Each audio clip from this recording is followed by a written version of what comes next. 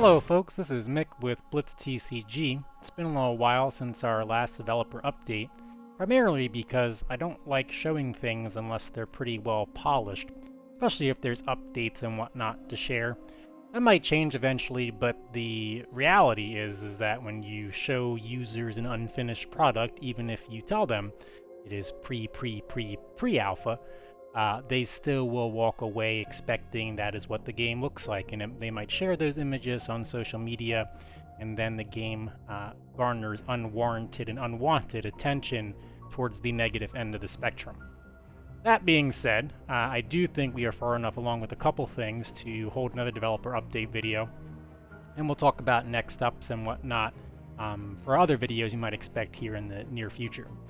What you're looking at here is our website, and I'm pretty excited to show you the Ergo Nautilus wallet integration. So if you go to blitztcg.com, click the sign in button, you can register if you so choose, not collecting any personal or private information. You're welcome to make a new email address for Blitz if you so choose. The more private and secure, the better. Never hurts to have multiple email addresses and whatnot. That being said, I've already registered. You see it auto-populating here, and I'm going to go ahead and sign in. If you look at the top of the screen, you'll see this connect button appears, and all I have to do to associate my Ergo wallet to my Blitz account is click it. The Nautilus web app pops up and asks you, are you sure you want to associate this wallet with blitztcg.com? You click that, you click connect, and that's it. So at this point, all that you've just done there is give permission for Blitz to basically obtain your public wallet key. And with your public wallet key associated to your account, what we can do now is from inside the game, query your blockchain wallet to identify all the different cards that you own. And once we know what cards you own, we can then show you those cards in the game. And I will show you at a high level an example of that. That is one of the things that I'm hoping to get actually finished in the next couple of weeks so that I can send you a game build where you can actually try that out for yourself, which will be pretty cool. That being said, let's move on into the game and game updates. So the first thing to sort of maybe show here, if I do like hello1235 at AOL.com, which is just some dummy account I've been using for a few testing purposes. If I try to sign in there, it says, hey, please verify your email. So this is an account that does not have their email verified. This was from feedback. Folks said, it'd be really nice if there was a way to easily do this. So now in the game client, if you go to sign in and you haven't verified your email, this button will pop up after you get that error, and you can just click resend, and it'll resend it to that email. There we go. We also added a button to reset your password. By clicking that reset password button, you can type in your email. Firebase, which is the provider we use for authentication, will send you an email and you can reset your password. I changed the UI a little bit on this screen. If you notice, it looks a little different, but nothing too crazy outside of that. I'm gonna go ahead and sign in. Also, nothing crazy happening here aside from a few UI updates, make things a little cleaner, a little slicker.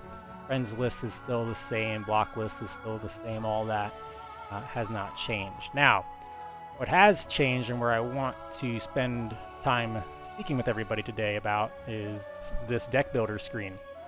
So the deck builder is really one of two screens. You have this initial screen, and then you've seen it before, the screen where you can drag and drop cards. At this point, I'm pretty happy with where the screen you're looking at is.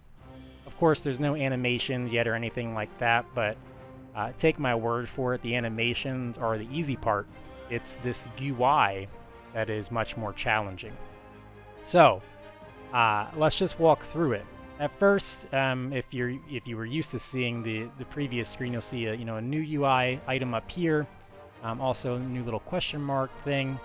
If I click new deck, I now have a pop-up that appears where I can select the 5 different generals, and a couple of these are placeholders. They're not finalized yet, but just for demonstration purposes. Ooh, excuse me. I put their images in there. So, you know, it's pretty reactive, pretty reflexive to what I'm doing, hovering over the screen and whatnot. If I click, say, Margot here, I'm taken to the deck builder, the second deck builder screen that we've all seen previously. And again, this available card section is the section that I'm going to work on programming now that we have the integration with the Ergo wallet, so that the cards that are generated over here are related to the tokens that are within your wallet. Interestingly enough, I don't expect that to be too challenging now that most of the UI is situated. I'm going to quickly create a couple decks here, because what I want to show you, it actually goes more smoothly, I should say, and it looks better the more decks you have, because we can do different things. You can also see it's very easy to build decks very quick. I don't have that top of a line computer, and as you can see, there's like literally no latency whatsoever, which is kind of nice. Anyways, so now I have these 3 decks.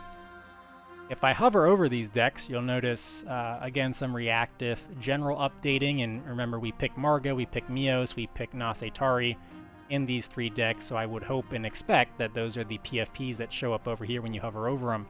When I select a deck, it sort of locks that PFP in place, but I can still hover over other decks and see the previews of those there. I can switch between those decks if I want. You know, that's great, cool, excellent. Now, the fancier thing is if I click one of these decks and I come up to the notes, I can say, you know, example 1, and type some random gibberish there. Let's go over here, type some random gibberish here, go over here, type some random gibberish there. Now, if I hover over these decks, you'll see that those notes stick. This is a pretty novel idea, and it's useful because let's say you made 2 Margot decks. And remember, in Blitz, you don't need multiple cards in your deck for a match. You only need 1 of each card. So maybe the max number of cards is only going to be something like 20 cards. But you want to try out a few different Margot decks depending on your mood, and you don't want to have to remake your Margot decks every time you go to play a match. The challenge with that is you don't know necessarily which Margot deck is which unless you've memorized it.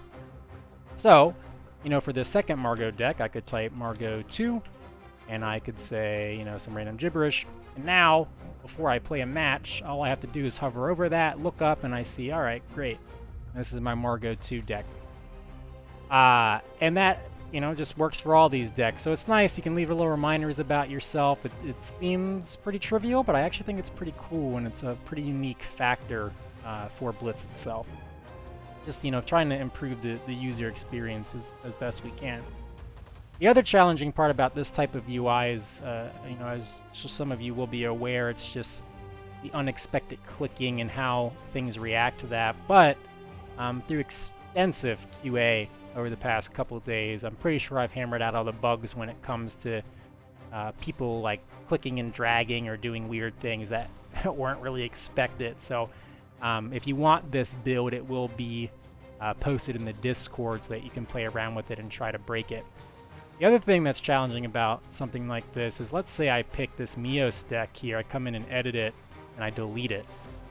So at this point, I would hope I have a Margot, a Nasetari, and then another Margot, and I would again expect that all this data sticks with these decks. It's not a very trivial thing to do. That is quite a bit of local system data management to make that happen, but at this point it is working and it's loading quite quickly. It just feels good, and I hope you all agree when you play around with it, if you play around with it. No sound effects yet, but again, you know, when the base is here, right? So when you hover, the color changes. When you click, the color changes. So there are really just a few lines of code now necessary to add sound effects. So that the fancy UI, the animations, the sound effects, that's the easy stuff. The stuff you're seeing here is sort of the foundation. It's the hard stuff, and it's going to make the other stuff feel even better once we have it up and running. So again, that's it. Just a quick couple things to show. I hope you enjoyed it. I hope you look forward to the Ergo integration testing. So you can see the game actually integrated with the blockchain for real. I'm personally pretty excited about that, and I've already successfully written both the Ergo and Cardano queries. So I know that it works, we just have to move it into the game client and we should be set. I want to thank you for your time. Again, if you want to play around with this and try to break it, you can download a build in the Discord. Otherwise, we'll see you next time. Bye-bye.